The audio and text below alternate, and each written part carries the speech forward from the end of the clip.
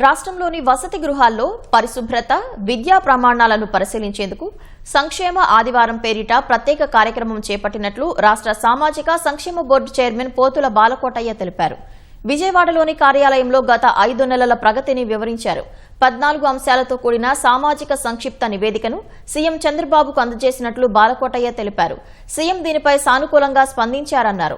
హాస్టళ్లలో అపరిష్కృతంగా ఉన్న సమస్యలన్నీ పరిష్కరిస్తున్నట్లు బాలకోటయ్య తెలిపారు. కొందరు పనిగట్టుకుని ప్రభుత్వంపై విమర్శలు చేస్తున్నారని మండిపడ్డారు. ఆంధ్రప్రదేశ్లో రాజకీయాలు చేస్తున్న వైసీపీ నాయకులను చూస్తున్నాం. ఎవరిదో పెళ్లి అవుతుందంటే ఏదో హడావుడి చేసినట్టుగా, అంటే ఇదే పని.